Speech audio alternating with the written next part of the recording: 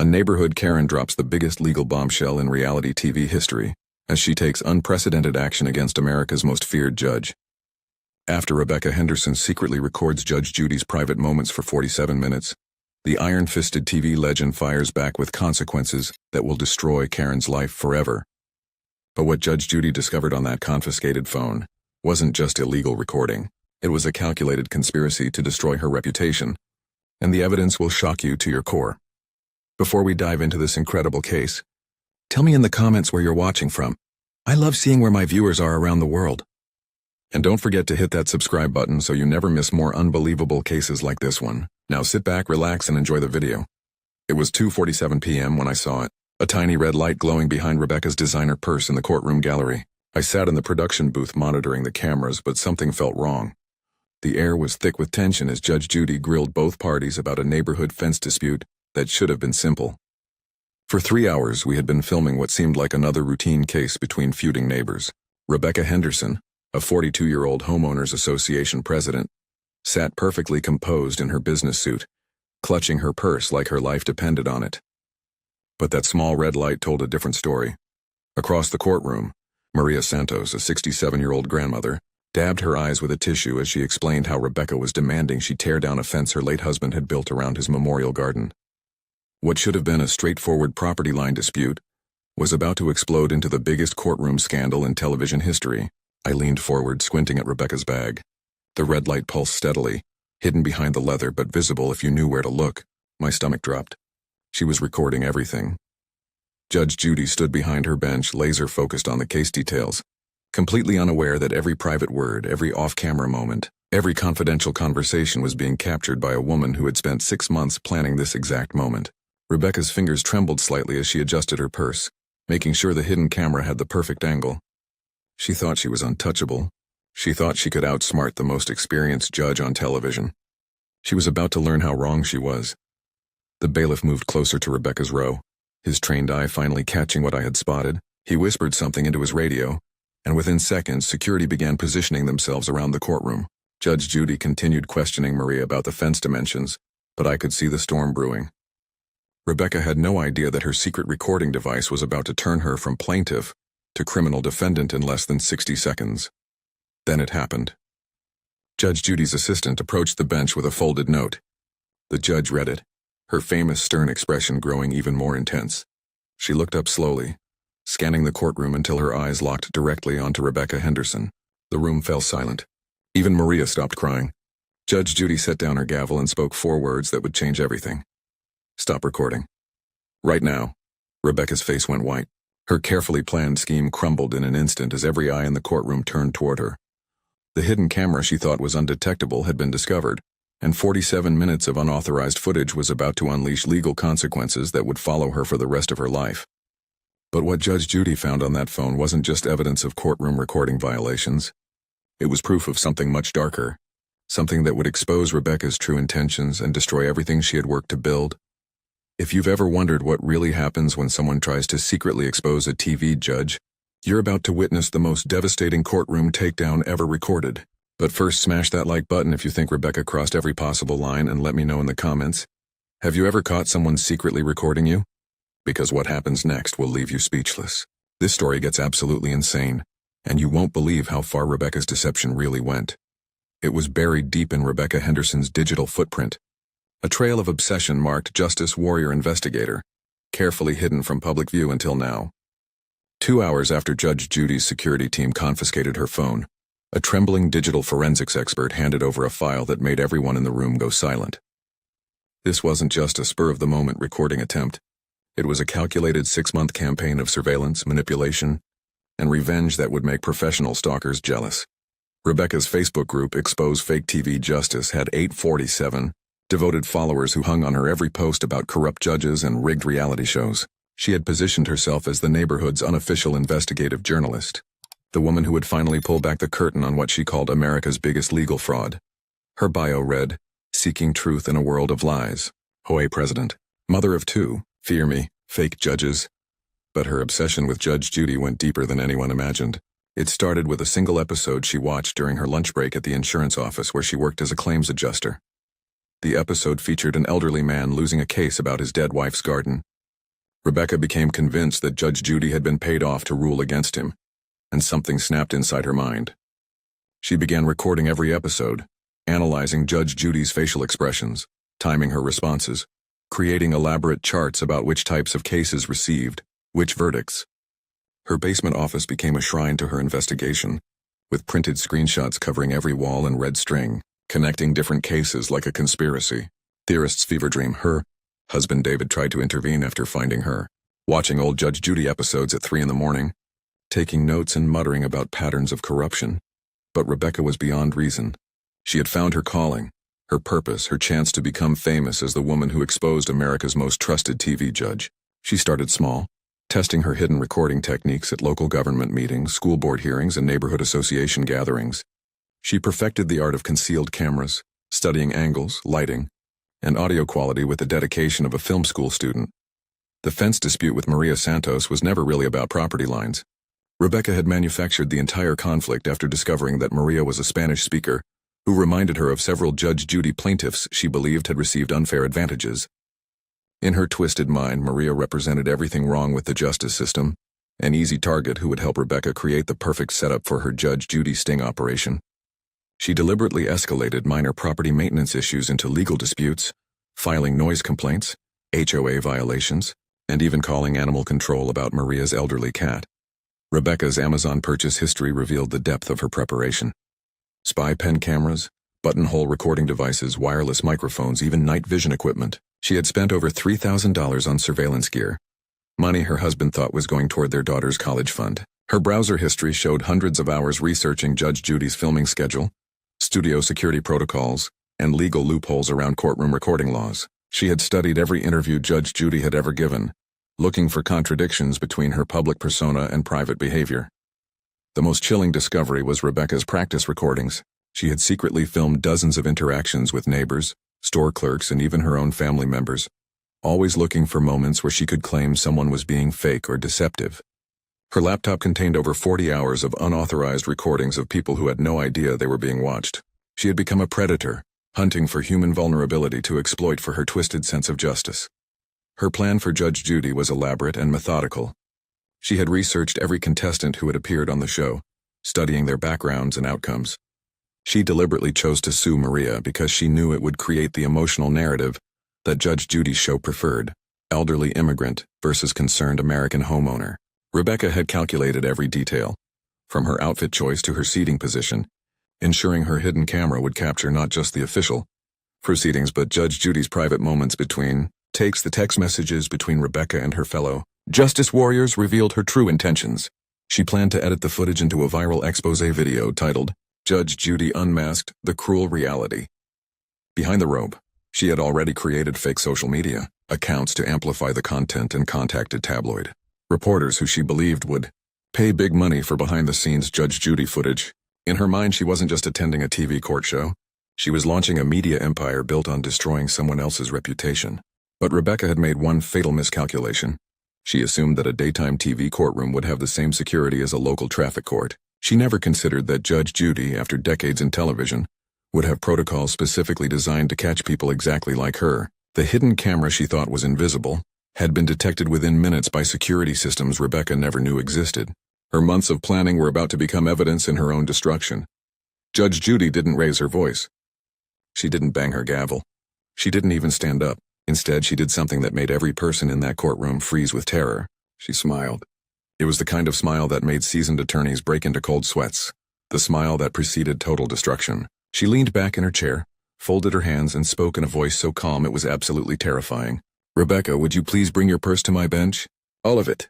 The color drained from Rebecca's face like someone had opened a valve. Her hands started trembling as she realized her perfect plan was crumbling in real time. Around her, cameras stopped rolling.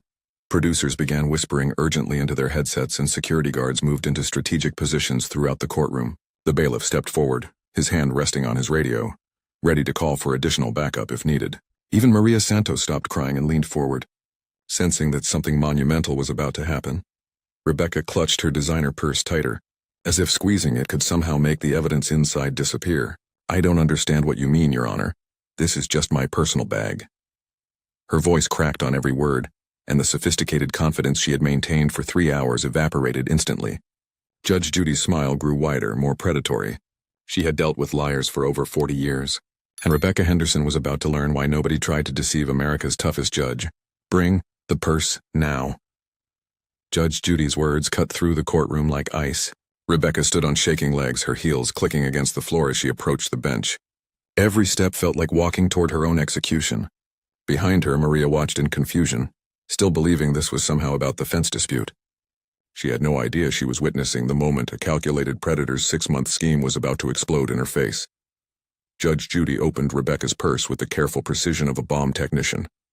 Inside, nestled between makeup and car keys, was the small recording device still blinking with its tiny red light. 47 minutes of unauthorized footage, including Judge Judy's private conversations with staff, confidential case discussions, and behind-the-scenes moments that were never meant for public viewing. But that wasn't the worst part. Judge Judy pulled out a second device, then a third. Rebecca hadn't just brought one hidden camera. She had brought an entire surveillance arsenal. "Madam," Judge Judy said, her voice now carrying the full weight of legal authority, "you have just committed multiple federal crimes in my courtroom: copyright infringement, violation of privacy laws, contempt of court, and criminal surveillance." She held up Rebecca's phone, which showed not just today's recording but weeks of stored footage from her practice sessions. "And this is just what I can see on the surface." Rebecca's legs gave out. She grabbed the defendant's table for support as the full magnitude of her situation hit her. The hidden cameras she thought made her clever had just transformed her from plaintiff to criminal defendant. Security moved closer as Judge Judy continued examining the evidence. The woman who had spent 6 months planning to destroy someone else's reputation was about to discover what real destruction looked like. And this was only the beginning of her nightmare. Her name was Maria Elena Santos. She stood in the courthouse hallway, clutching a faded photograph of her late husband, Eduardo, in his garden, surrounded by the roses he had planted for their 40th wedding anniversary. The fence that Rebecca was demanding be torn down wasn't just a property boundary. It was the last thing Eduardo had built with his own hands before cancer took him 6 months ago.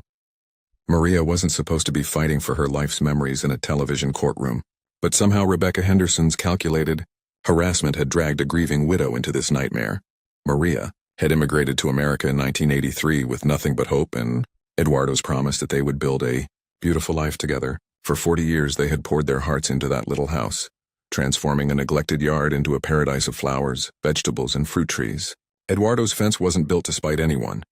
It was built to protect the memorial garden where Maria now spent hours every morning, talking to his roses and feeling his presence in every bloom. The fence enclosed not just plants but 40 years of love, sacrifice, and dreams realized in American soil. Rebecca's harassment campaign had started innocently enough. A polite note about property lines, then daily complaints about Maria's foreign music being too loud, phone calls to the city about her clothesline being unsightly, demands that she speak only English at neighborhood meetings. What Maria didn't know was that she had been selected as Rebecca's perfect target. A vulnerable widow who reminded Rebecca of Judge Judy, plaintiffs she believed received unfair treatment because of their heritage. The fence dispute was manufactured entirely by Rebecca.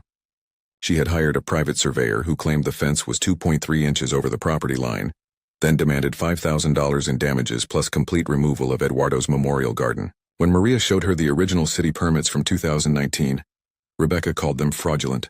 When neighbors defended Maria, Rebecca filed noise complaints against them too. She had turned Maria's entire world into a battlefield, isolating her from the community she had called home for decades. Maria's health had deteriorated rapidly under Rebecca's relentless pressure.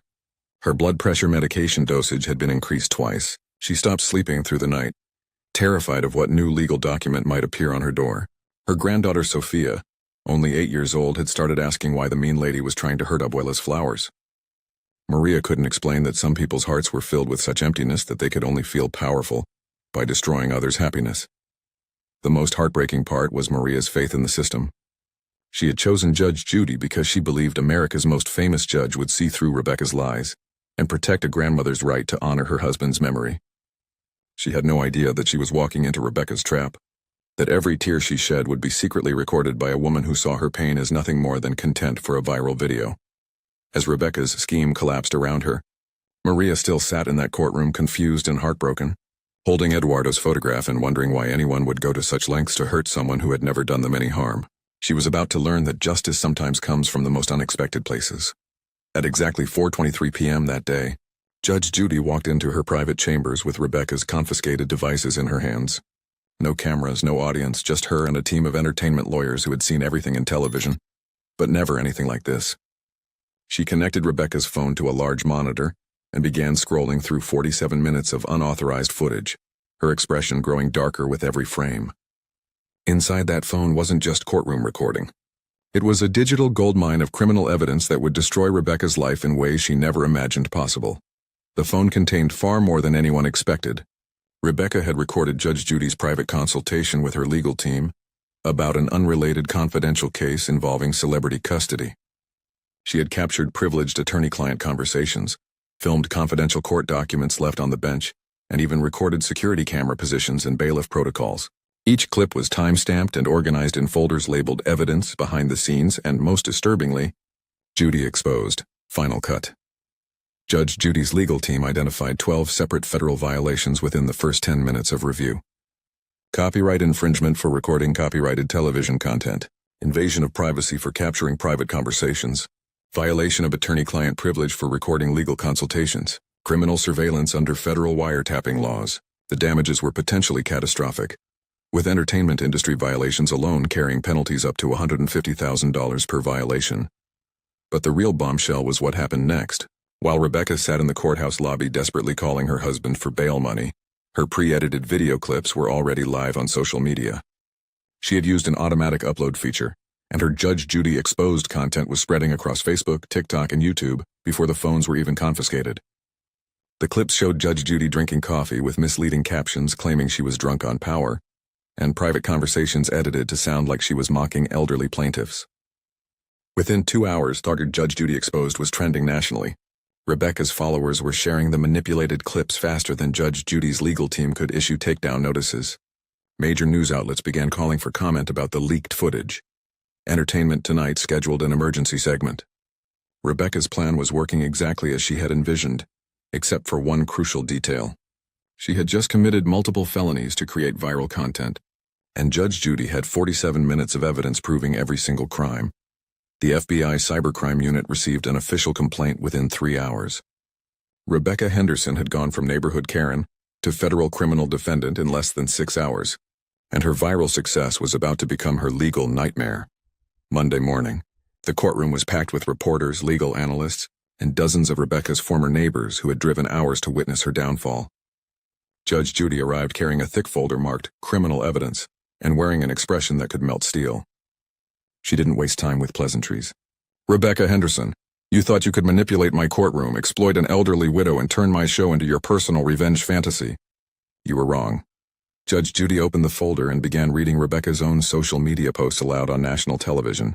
March 15th, going to destroy that fake judge. April 2nd, ordered spy cameras. She'll never see it coming. May 10th, found the perfect victim. Old Spanish lady will make great footage. The courtroom gasped. Rebecca's face turned ash gray as her calculated cruelty was exposed to millions of viewers. The verdict was swift and devastating. Maria won her case completely. Defense stays, Rebecca pays $8,500 in damages and court costs. But that was just the beginning. Contempt of court, $25,000 fine. Criminal recording violations. Charges filed with the FBI. Personal restraining order. Rebecca banned from coming within 500 feet of Maria's property. As security escorted a sobbing Rebecca out mid-tantrum, Judge Judy delivered her final blow. "Madam, you picked the wrong grandmother to mess with." Can you believe Rebecca thought she could outsmart Judge Judy and destroy an innocent widow's life for social media fame? If this story is making your blood boil, smash that subscribe button and hit the bell because justice is about to get even sweeter. Drop a comment with your most satisfying karma story. I read every single one. Now let's see how this destroyed Rebecca's entire world. Friday evening, Judge Judy stood outside the courthouse surrounded by Maria's family and neighbors, who had driven from across the state to witness justice being served. With a stroke of her pen, she signed new courtroom security protocols that would protect future litigants from predators like Rebecca Henderson. This isn't just about one entitled woman who thought she could exploit a grieving widow for viral fame. It's about protecting the dignity of every person who seeks justice in my courtroom. She turned to 8-year-old Sophia, who clutched her grandmother Maria's hand tightly. Judge Judy knelt down and said, "Your abuela is a hero for standing up to bullies, and her roses will bloom forever." Sophia smiled through her tears and whispered, "Thank you for saving our flowers."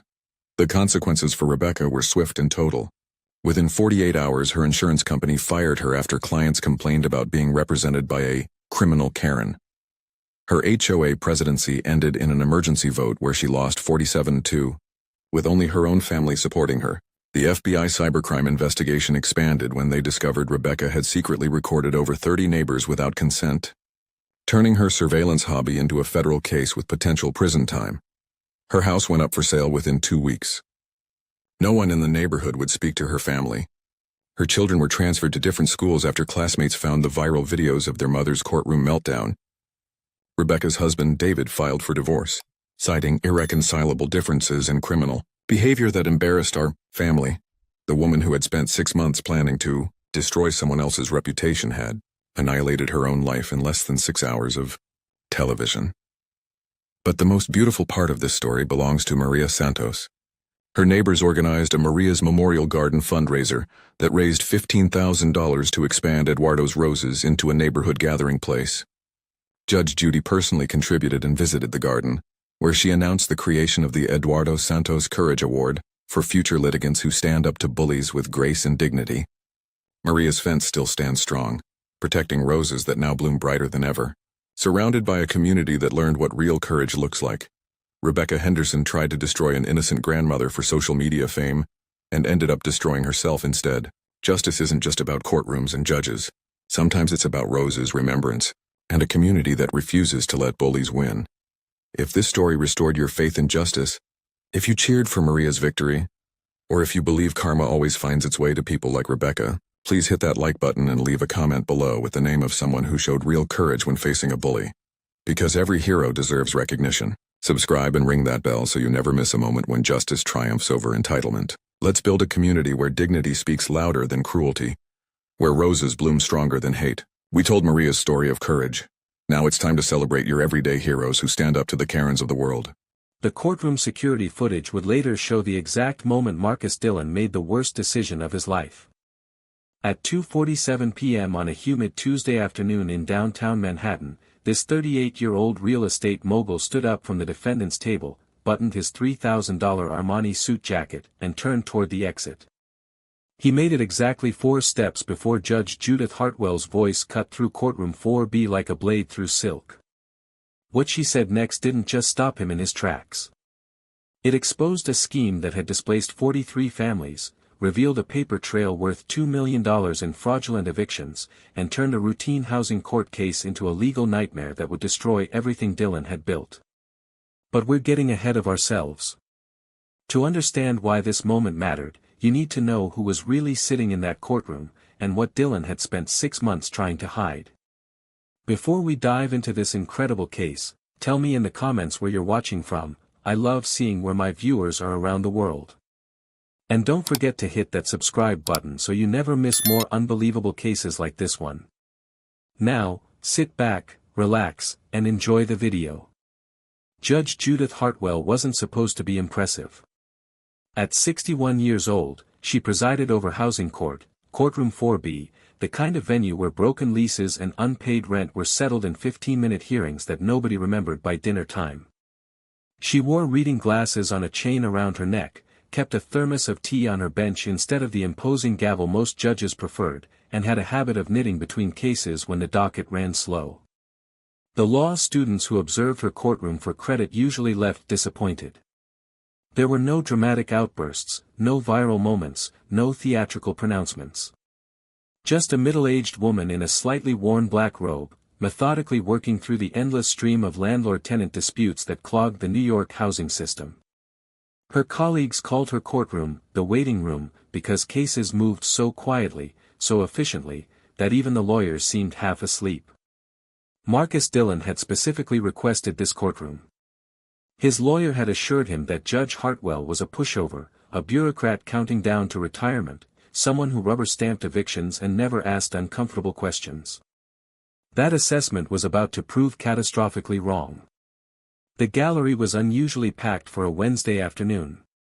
Most housing court proceedings drew maybe 5 or 6 spectators, family members of the parties involved, the occasional law student fulfilling observation hours, maybe a tenant advocate taking notes. But today, nearly 40 people crammed into the wooden benches, and Dylan didn't like it one bit. He recognized some faces. There was Mrs. Chen, the elderly Chinese woman he'd evicted from one of his Washington Heights properties 3 months ago, sitting in the third row with her arms crossed. 2 rows behind her sat the Kimura couple, the deaf pair who'd fought their eviction for weeks before finally giving up. Scattered throughout were other faces Dylan vaguely recognized, former tenants who'd taken his settlement offers and signed away their rights to sue. What were they doing here? This was supposed to be a simple case. In and out in 20 minutes. His lawyer had promised him that much.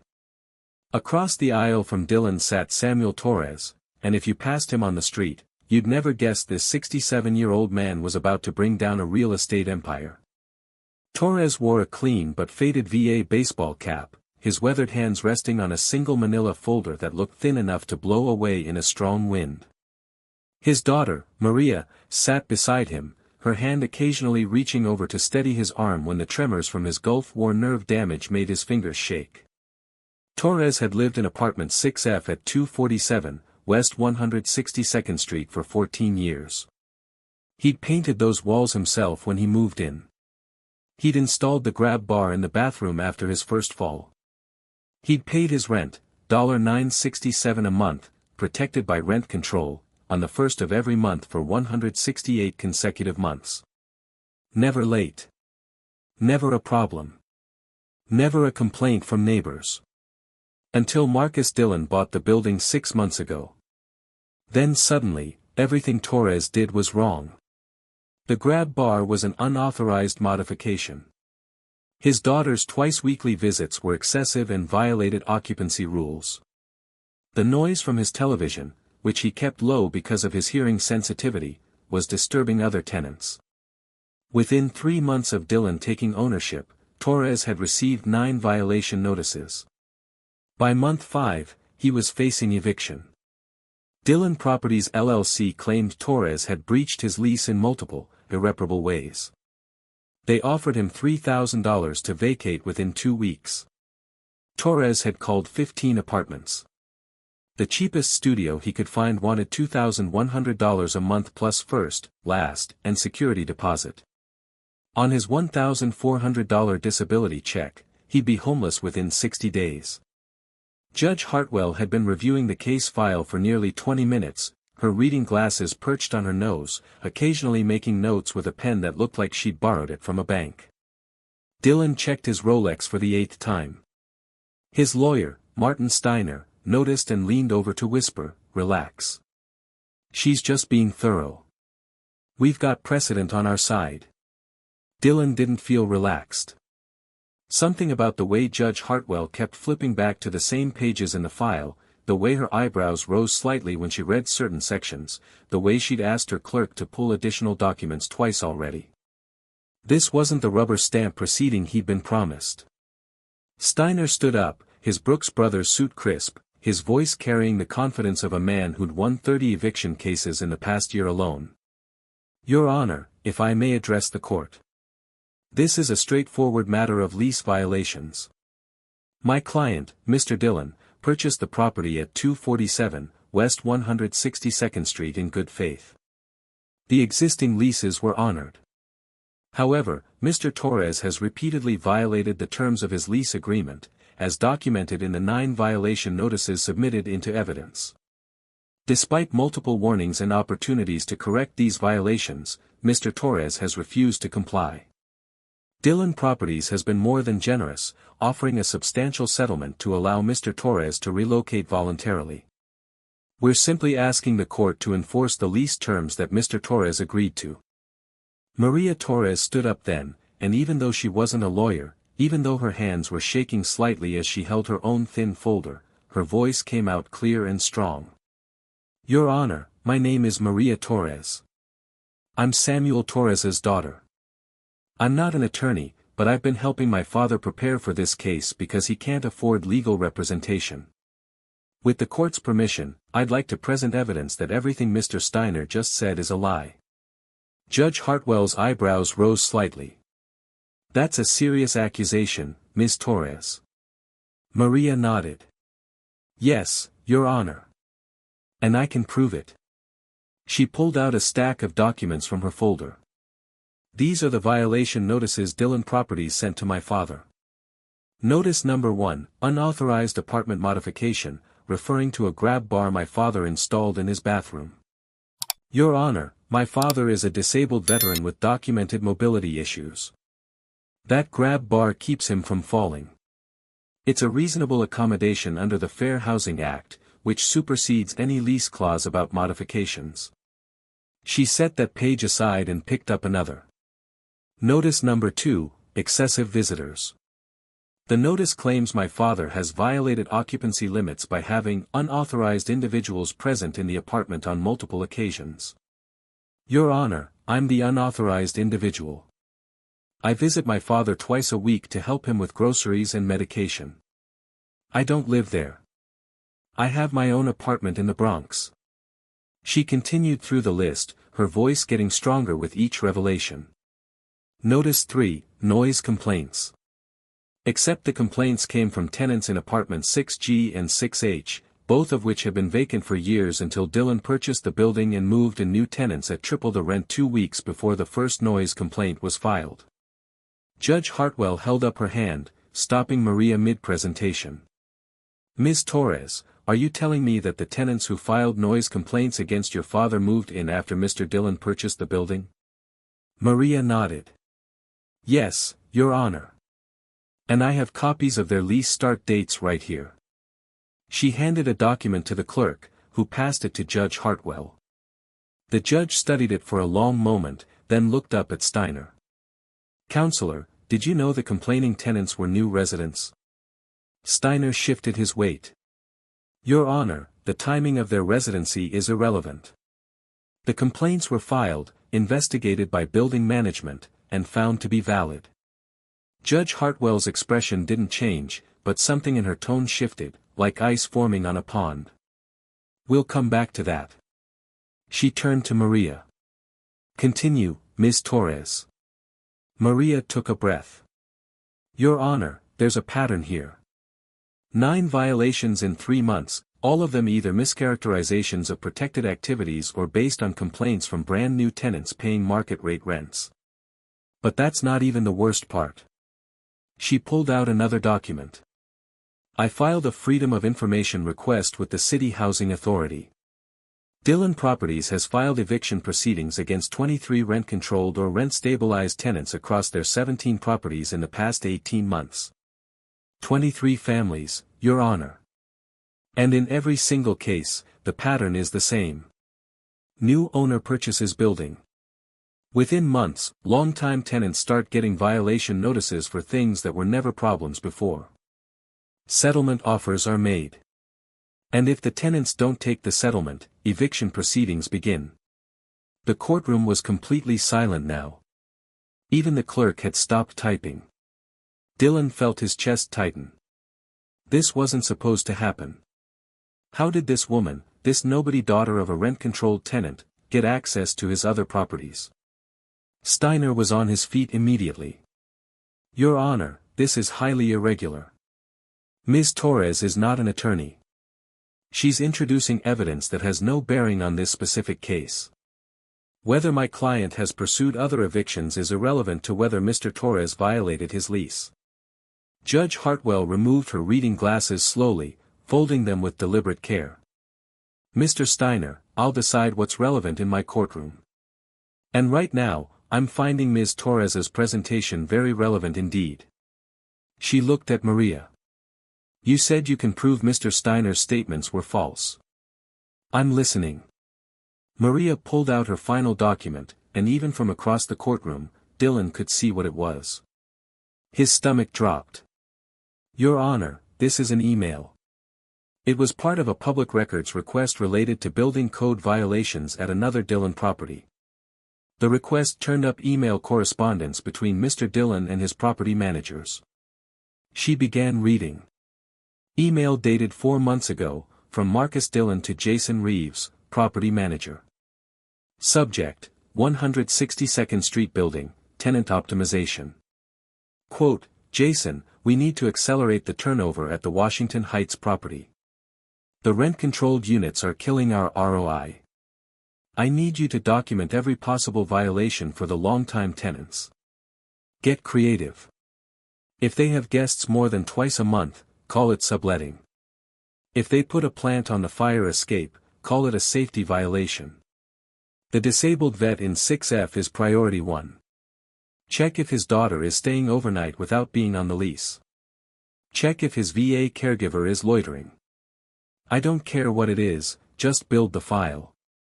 We need him gone before spring rental season so we can renovate and flip that unit for market rate. The courtroom erupted. Not in shouts or chaos, but in a collective gasp that seemed to suck all the oxygen out of the room. Mrs. Chen in the third row put her hand over her mouth. The Kimura couple looked at each other with recognition in their eyes.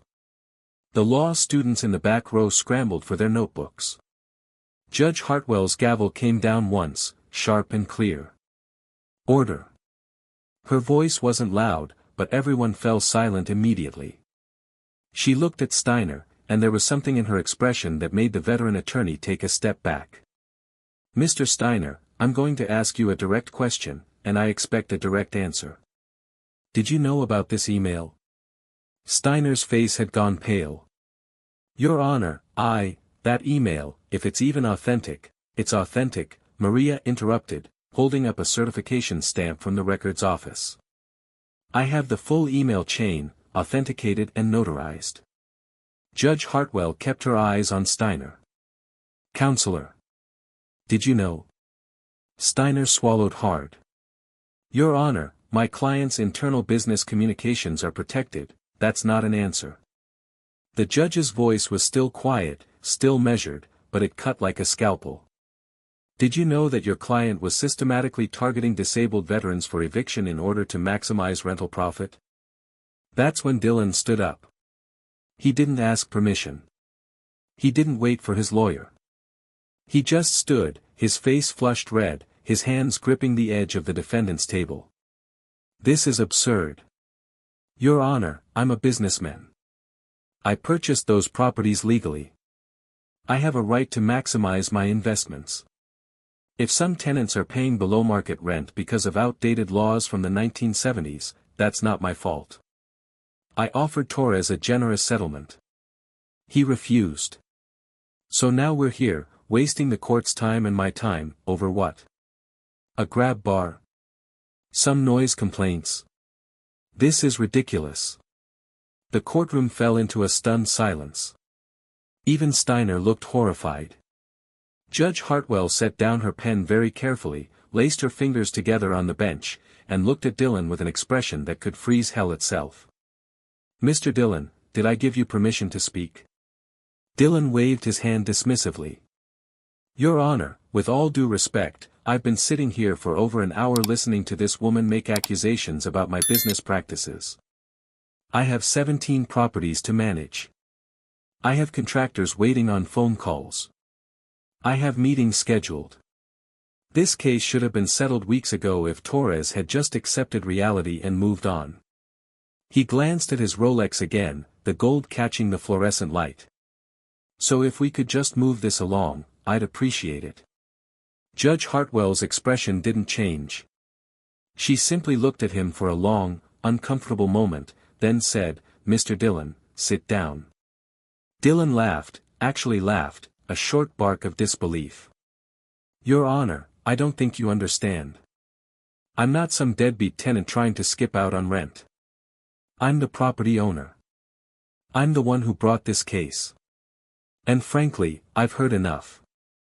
If you're going to rule against me based on some cherry-picked email, then fine. I'll appeal. But I'm not going to sit here and be lectured about my business practices by a housing court judge in a courtroom that smells like old coffee.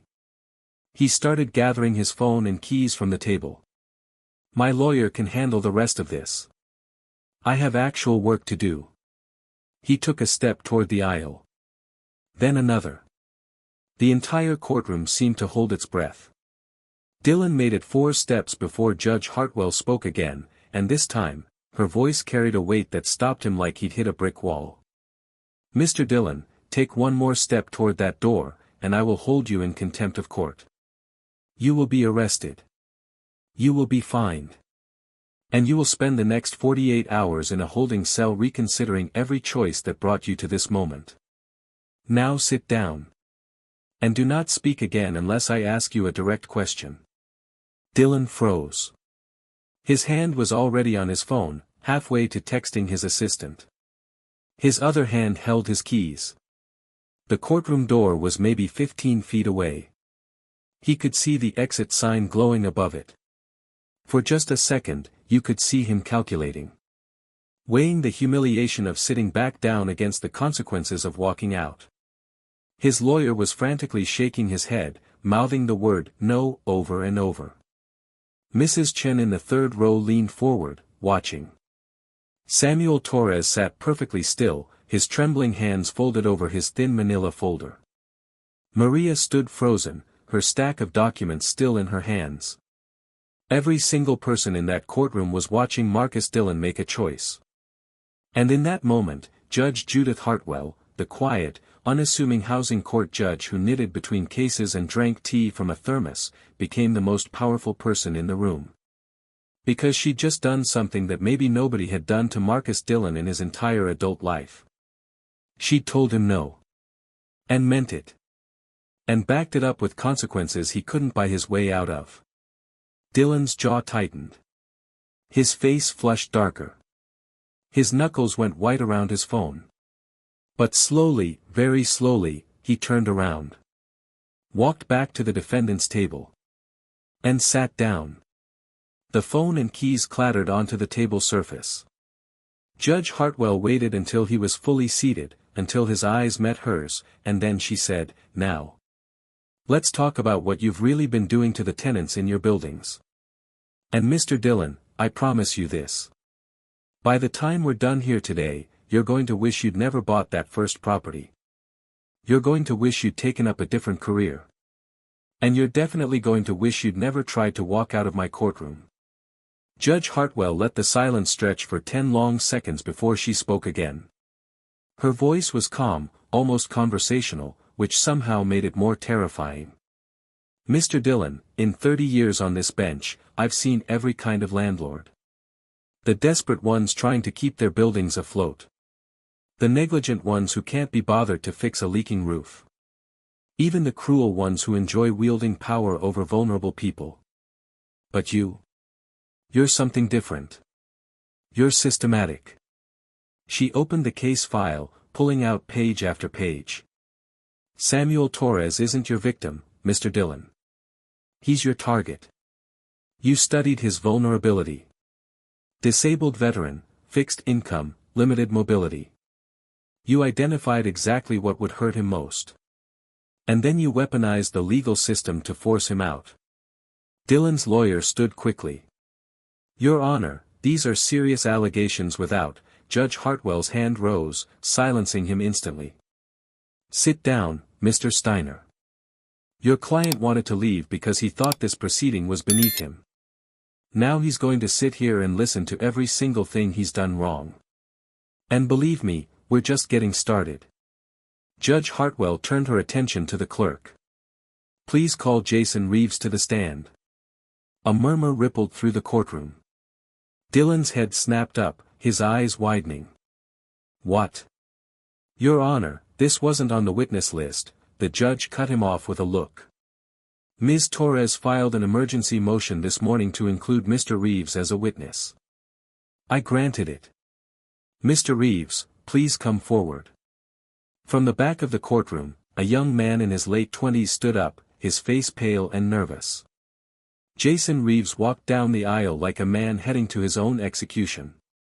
He was the property manager for Dillon's Washington Heights building, and judging by the way Dillon was staring daggers at him, this was not a planned appearance.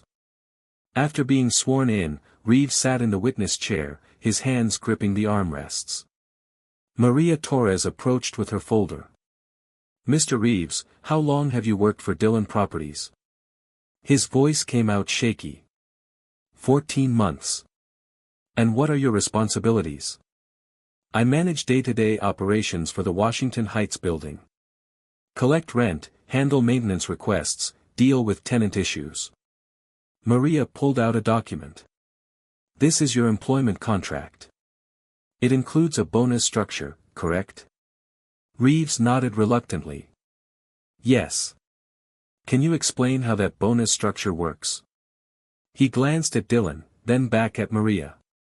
I receive a quarterly bonus based on property performance metrics. What metrics specifically? Reeves swallowed hard. Occupancy rates, rent collection, and tenant turnover. Tenant turnover, Maria repeated, letting the words hang in the air. So you get paid more when tenants leave? It's not that simple, yes or no, Mr. Reeves. Do you receive a financial incentive when long-time tenants are replaced with new tenants paying higher rent? His shoulders sagged. Yes. The courtroom erupted in whispers. Judge Hartwell's gavel came down once. Maria continued, her confidence growing. Mr. Reeves, did Marcus Dillon ever give you explicit instructions about how to handle rent-controlled tenants? The property manager looked like he wanted to disappear into the chair. Your Honor, I need to answer this. Judge Hartwell leaned forward slightly. You're under oath, Mr. Reeves. Answer the question. Reeves took a deep breath. Yes. Mr. Dillon told me that rent-controlled tenants were, quote, money losers, and that we needed to optimize the tenant mix. He said if we couldn't get them to leave voluntarily with settlement offers, we needed to build a paper trail for eviction. Build a paper trail, Maria echoed. What did that mean in practice? It meant documenting everything. Every noise, every visitor, every minor lease technicality. He told me to be creative. To look for anything we could classify as a violation. Maria held up another email. Is this the email where Mr. Dillon specifically told you to target my father? Reeves looked at the document, his face going even paler. Yes. Can you read the subject line for the court? His voice was barely a whisper. Priority 1, disabled vet must go. The courtroom exploded. Even Dillon's lawyer looked shocked. And Marcus Dillon himself sat frozen, watching his entire operation crumble in real time, finally understanding that walking out would have been the merciful option. Judge Hartwell called a 15-minute recess, instructing her clerk to pull every case file associated with Dillon properties from the past 3 years. During the break, Dillon tried to approach Reeves in the hallway, but 2 court officers stepped between them. His lawyer looked ready to have a breakdown, frantically making phone calls to his firm. When court reconvened, Judge Hartwell had a stack of files on her bench that stood nearly a foot tall. I've had my clerk work quickly during our recess, she began, her reading glasses back on. Mr. Dillon, your company has filed 47 eviction cases in the past 3 years across your 17 properties. Of those 47, 43 were against rent-controlled or rent-stabilized tenants. She opened the first file. Mrs. Abernathy, 81 years old. Evicted for unauthorized pet. The pet was her daughter's service dog that visited twice monthly. Another file. Mr. and Mrs. Kimura, both deaf, married 56 years. Evicted for excessive noise at midnight. They don't own power tools, Mr. Dillon. They were asleep. She continued through case after case, each one following the same devastating pattern. 43 families displaced. Not for legitimate violations, but for profit. Judge Hartwell removed her reading glasses and set them down with deliberate care. The courtroom was so quiet you could hear the air conditioning humming. I've been on this bench for 30 years. I've seen landlords make mistakes. I've seen them be negligent, even callous. But Mr. Dillon, what you've done is different. You didn't just evict tenants. You hunted them. You studied their weaknesses. You turned their homes into profit margins and the legal system into your personal weapon. She opened Samuel Torres's file. This man served his country for 12 years. He came home with a Purple Heart and nerve damage. He paid his rent faithfully for 14 years. And you targeted him specifically because you saw him as vulnerable. Because you thought a disabled veteran on a fixed income wouldn't have the resources to fight back. Her voice grew colder.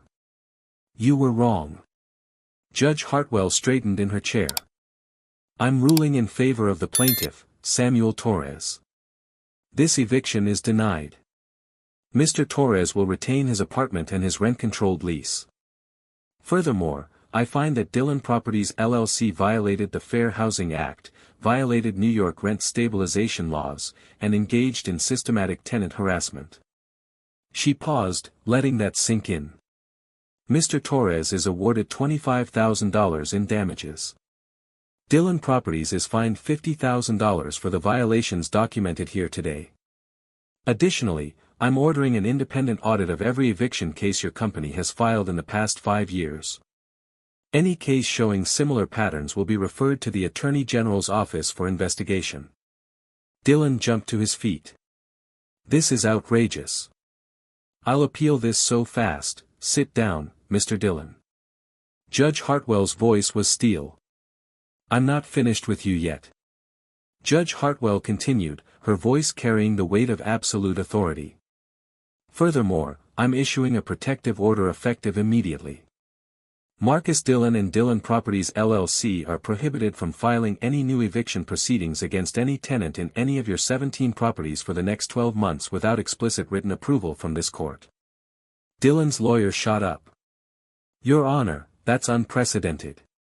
You can't restrict my client's property rights across his entire portfolio based on one case. I can, and I just did, Judge Hartwell replied calmly. Your client has demonstrated a pattern of abusing the court system. He's weaponized eviction proceedings to systematically displace protected tenants.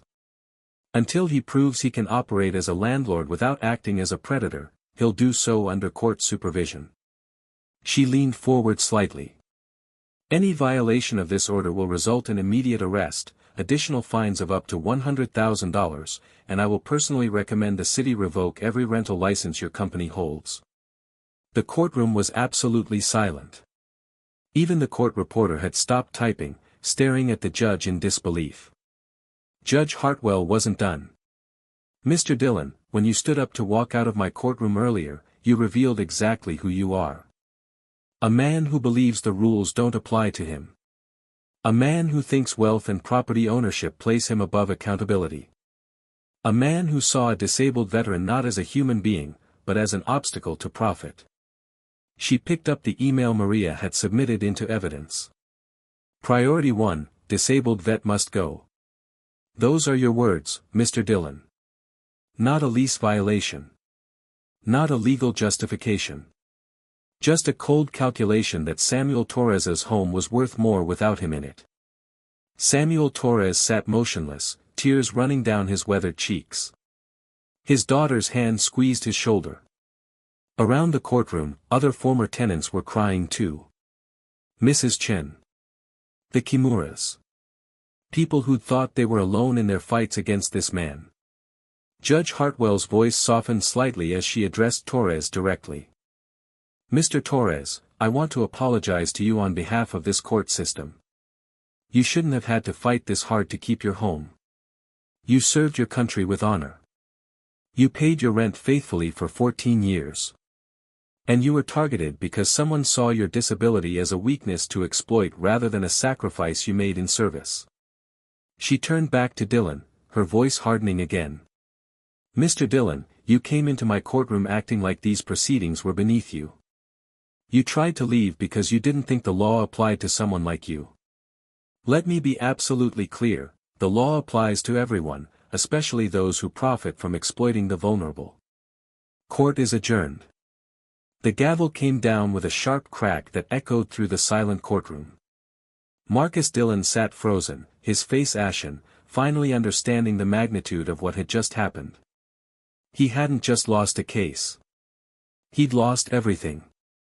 And it had all unraveled the moment he tried to walk away. The courtroom doors opened, and reporters flooded the hallway outside. News of Judge Hartwell's ruling had spread fast. Samuel Torres emerged with his daughter, immediately surrounded by microphones and cameras.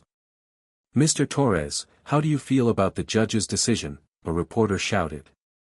Torres, still wiping tears from his eyes, spoke quietly but clearly. "I feel like someone finally saw me as a person, not just a number on a lease. Judge Hartwell gave me back my home, my dignity." Behind him, Marcus Dillon pushed through the crowd without comment, his lawyer frantically trying to shield him from questions. But the damage was done. Within hours, the story went viral. Local news picked it up first, then national outlets. Real estate mogul tries to walk out of court, judge's response destroys his empire. The footage of Dillon's attempted exit, captured by courtroom cameras, played on loop. By evening, 3 more tenants had contacted legal aid with similar stories.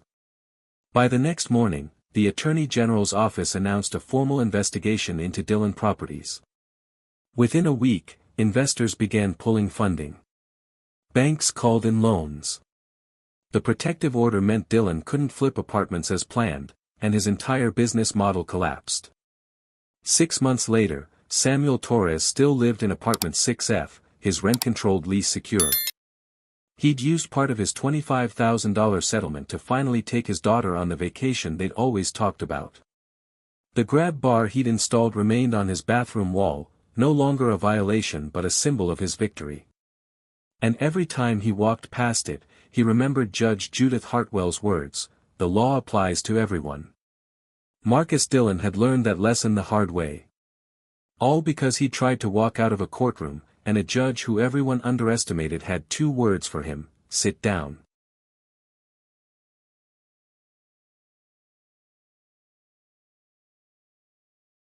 In a packed municipal courtroom filled with television cameras and shocked spectators, Permit Supervisor Karen Henderson made the biggest mistake of her career, when she looked directly at Judge Judy and said 4 words that would destroy her life forever: "You are completely unqualified."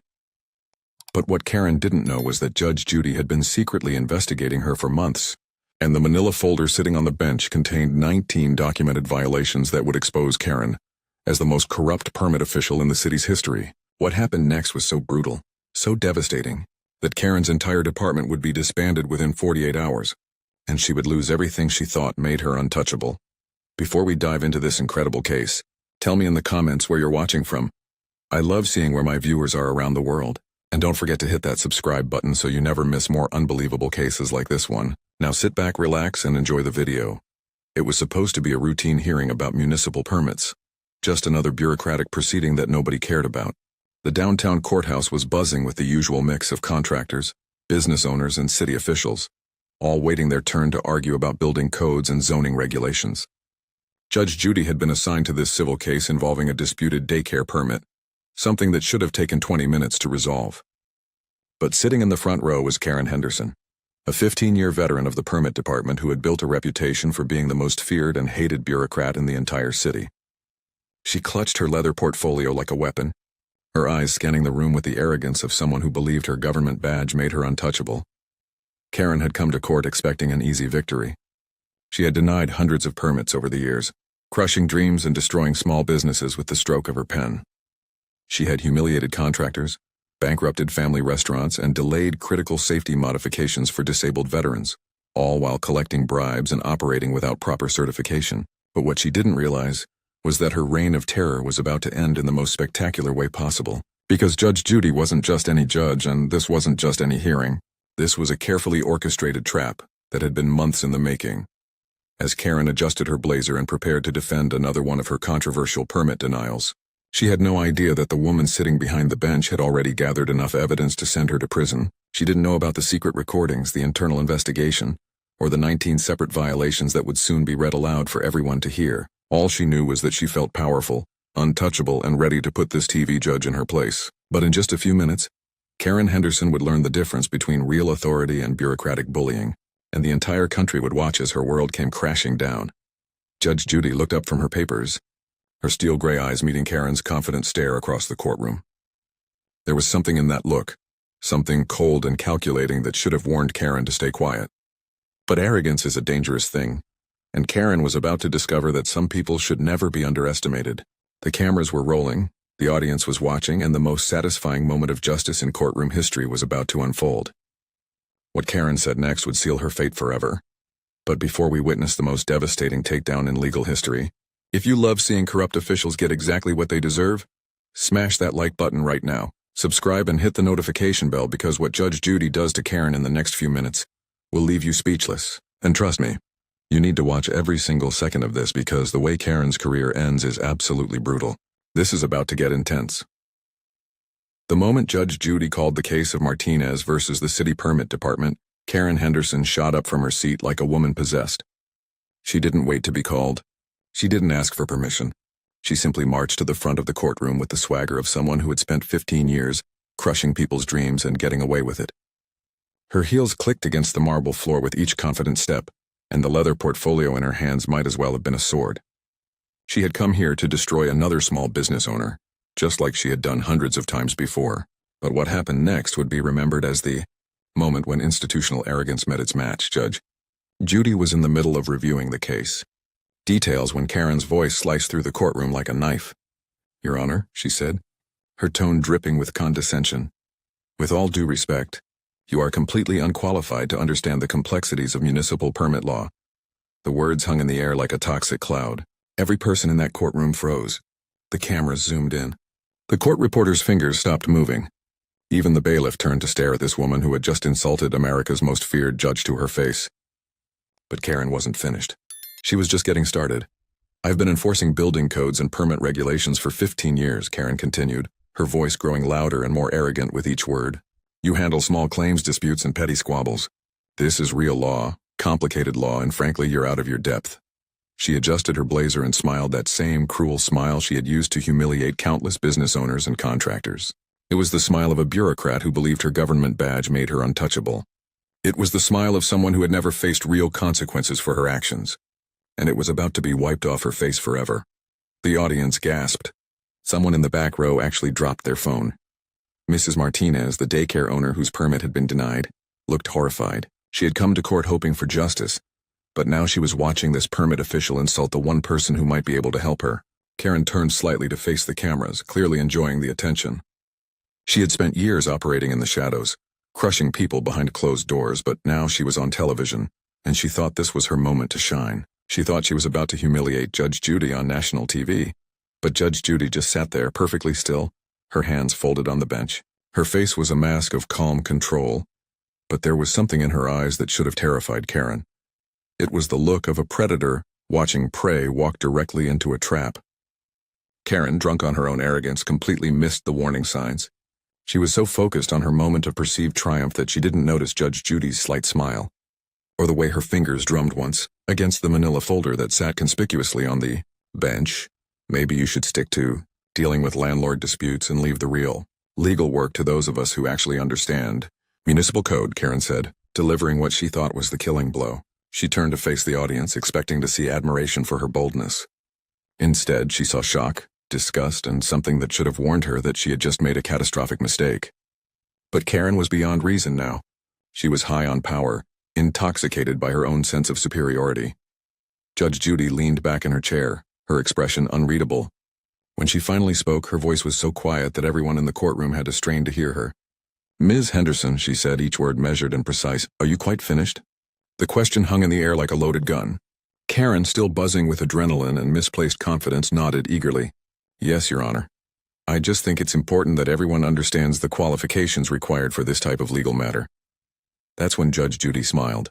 It wasn't a warm smile or a friendly smile. It was the smile of a shark that had just caught the scent of blood in the water. She reached for the manila folder, her movements deliberate and theatrical. "Well, Miss Henderson," she said, her voice still dangerously quiet, "since you're so concerned about qualifications, perhaps we should discuss yours." The color began to drain from Karen's face. Something in Judge Judy's tone had shifted, and suddenly Karen realized that she might have just walked into something much bigger than a simple permit dispute.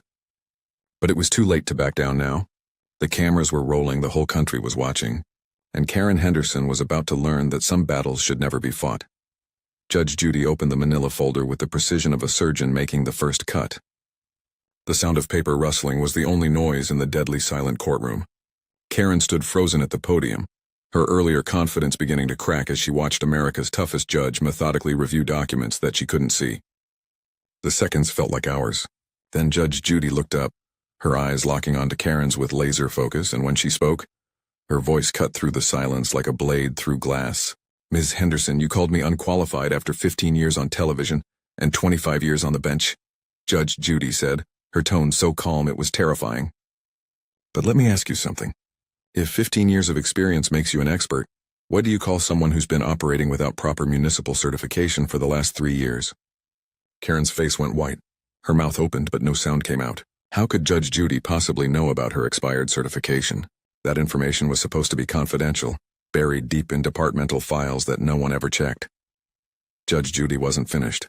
She lifted a single sheet of paper from the folder, holding it up for everyone to see.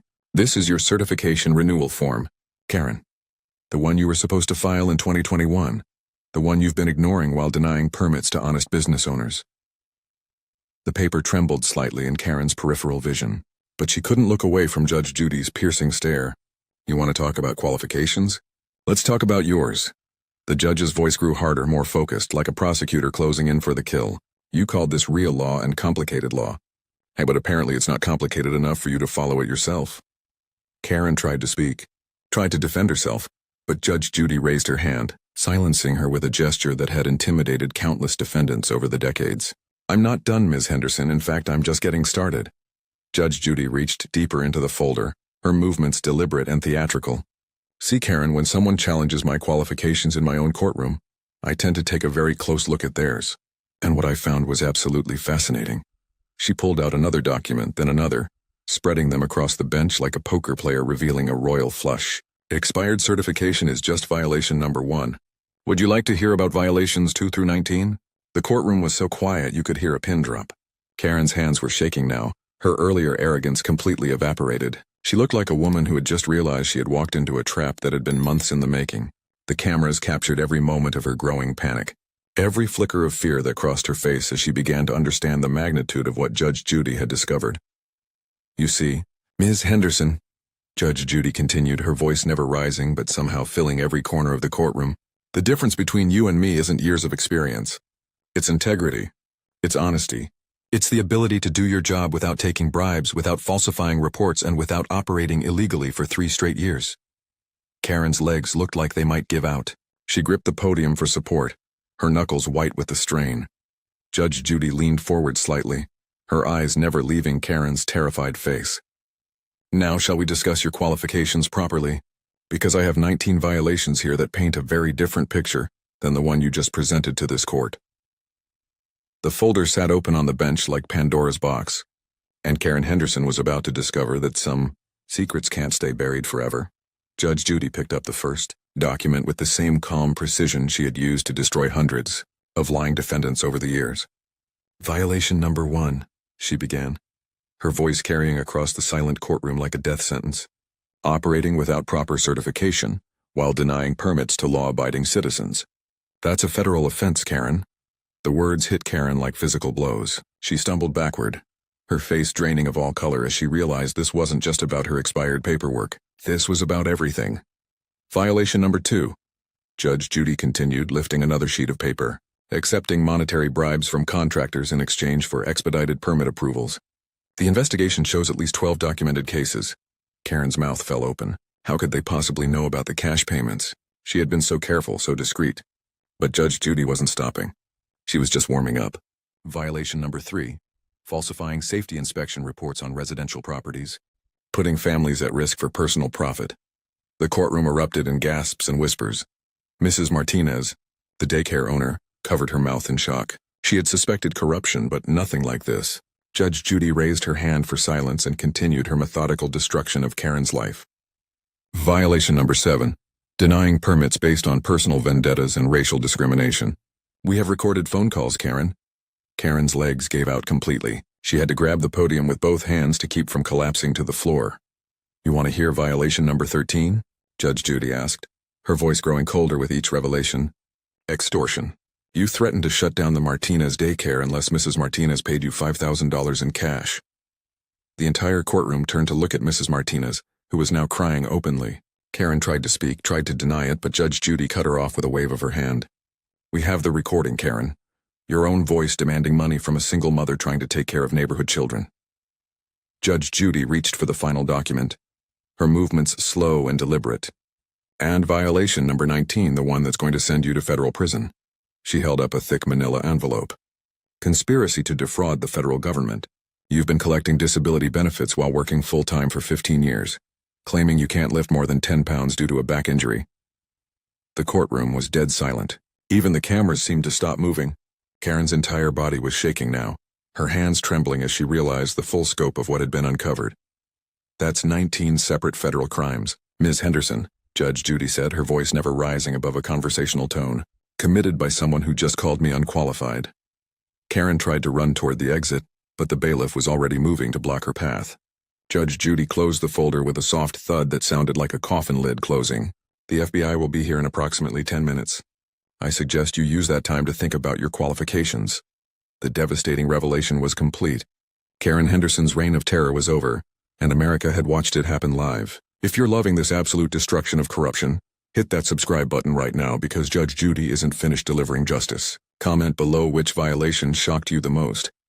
And share this with anyone who's ever been victimized by a corrupt official. This is about to get even more intense. As Karen Henderson stood frozen in terror, waiting for the FBI to arrive, something beautiful began to happen in that courtroom. Mrs. Martinez, the daycare owner who had been extorted for $5,000, slowly rose from her seat, tears streaming down her face. Her voice shook as she spoke, but her words cut through the tension like a knife. "Your Honor, she destroyed my life. I had to choose between feeding my own children and paying her bribe. I chose my kids and lost everything." The floodgates opened. One by one, Karen's victims began to stand up and share their stories. An elderly veteran in a wheelchair spoke next, his voice trembling with rage and relief. "She made me wait 8 months for a handicap ramp permit. 8 months in a wheelchair, unable to leave my own house, because she wanted to punish me for filing a complaint about her attitude." His words hit the courtroom like thunder, and several people began crying openly. A young contractor named Mike stood up from the back row, his calloused hands shaking. "She shut down my family construction business because I wouldn't pay her under-the-table fees. 3 generations of honest work destroyed because I wouldn't participate in her corruption." His voice broke as he continued. "My father built that business from nothing. Karen killed it in one afternoon." Judge Judy listened to each story with growing intensity, her jaw clenched tighter with every revelation. She had seen corruption before, but Karen's systematic destruction of innocent lives was something different. This wasn't just bureaucratic incompetence. This was calculated evil, carried out by someone who enjoyed wielding power over vulnerable people. The most heartbreaking moment came when a teenage girl stepped forward, holding her mother's hand for support. "She denied our restaurant permit because we're immigrants. She said people like us don't belong in this neighborhood." The girl's mother couldn't speak English well, but her tears needed no translation. Karen had stolen the American dream from families who had sacrificed everything to build a better life. As the stories poured out, Karen Henderson sank deeper into herself, finally understanding the true scope of the pain she had caused. Judge Judy looked at her with pure disgust. "You didn't just break laws, Miss Henderson, you broke lives. And now you're going to pay for every single one of them." The heavy courtroom doors burst open with a force that made everyone jump. 3 FBI agents in dark suits strode into the room, their handcuffs already visible on their belts. Karen Henderson's face went from pale white to green as she realized her nightmare was becoming reality. Agent Rodriguez, the lead investigator, walked directly to where Karen stood trembling at the podium. "Karen Henderson, you're under arrest for conspiracy to defraud the federal government, extortion, bribery, and 19 counts of corruption in office." The words echoed through the courtroom like gunshots.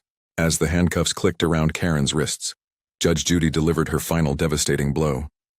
"Ms. Henderson, in 30 years on the bench, I have never encountered someone who has caused more systematic harm to innocent people. You didn't just break the law. You weaponized your position to destroy lives for profit." Karen tried to speak, tried to beg for mercy, but Judge Judy's voice cut through her pathetic whimpering. "Your permit department is hereby disbanded pending a federal investigation.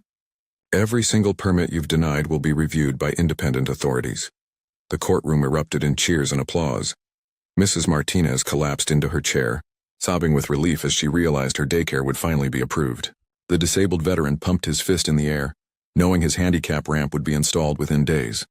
The young contractor who had lost his family business started crying, not from sadness but from the overwhelming relief of knowing that justice had finally been served. But Judge Judy wasn't finished. As Karen was led away in handcuffs, she called out one final statement that would be replayed on news stations across the country. Let this be a warning to every corrupt official watching. Real authority comes from serving people, not from abusing them. And if you think your government badge makes you untouchable, remember what happened to Karen Henderson. Within hours, the video of Karen's arrest had gone viral. News stations picked up the story, and before the day was over, Karen's mugshot was plastered across every major newspaper in America.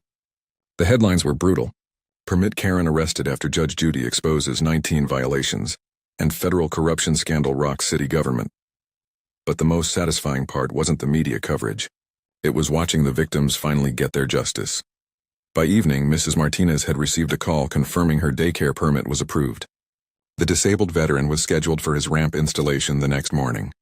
The immigrant family's restaurant permit was fast-tracked through the system, and the young contractor received a personal apology from the city, along with expedited approval for all his pending projects. Karen Henderson's reign of terror was over, and the healing could finally begin. 3 months later, the ripple effects of Karen Henderson's destruction continued to transform lives across the entire city. Mrs. Martinez's daycare was now thriving, filled with the laughter of children whose parents finally had a safe, affordable place for their kids. The handicapped veteran who had been trapped in his house for 8 months was now hosting neighborhood barbecues on his new ramp, tears of joy in his eyes every time he rolled outside. The immigrant family's restaurant had become the most popular spot in the neighborhood, their American dream finally realized after years of Karen's racist obstruction. But the transformation went far deeper than individual victories. Judge Judy's devastating exposure of Karen's corruption had sparked a nationwide movement for government accountability. Cities across America began implementing new oversight systems for permit departments. Federal investigators launched probes into municipal corruption in dozens of states. Law schools started teaching Judge Judy's handling of the Karen Henderson case as the gold standard for courtroom justice and bureaucratic accountability. The video of Karen's takedown had been viewed over 50 million times, becoming one of the most watched courtroom moments in internet history. But more importantly, it had inspired ordinary citizens to stand up against corrupt officials in their own communities. Dozens of other permit supervisors, building inspectors, and municipal employees found themselves under investigation as people realized they didn't have to accept abuse from government workers. Karen Henderson herself was serving a 12-year federal prison sentence, her corruption exposed for the world to see. The woman who had once terrorized honest business owners with her government badge was now working in the prison laundry for 75 cents an hour. Her house had been seized to pay restitution to her victims. Her pension was gone. Her reputation was destroyed forever. She had learned the hard way that real authority comes from serving people, not from abusing them. Judge Judy's final words from that historic courtroom session had become a rallying cry for justice. True qualification isn't a title or years of experience.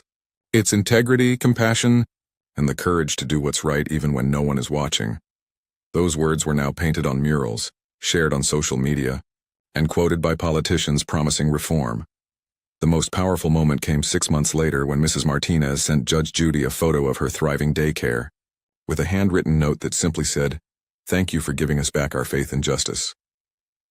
Judge Judy kept that photo on her desk as a reminder that sometimes one moment of courage can change everything. Karen Henderson had called Judge Judy unqualified, but in the end, she had proven that real qualification comes from standing up for truth, protecting the innocent, and ensuring that justice isn't just a word. It's a promise that must be kept. If this story of justice restored your faith in the system, smash that like button and subscribe for more accountability content that exposes corruption and celebrates truth. Tell us in the comments which moment hit you the hardest. Was it Karen's arrest, the victims finally getting justice, or Judge Judy's devastating takedown? Share this video with anyone who's ever been bullied by a corrupt official, because your voice matters in the fight for accountability. Hit that notification bell and join our community of people who refuse to let corruption win. Together we're proving that truth always triumphs over abuse of power.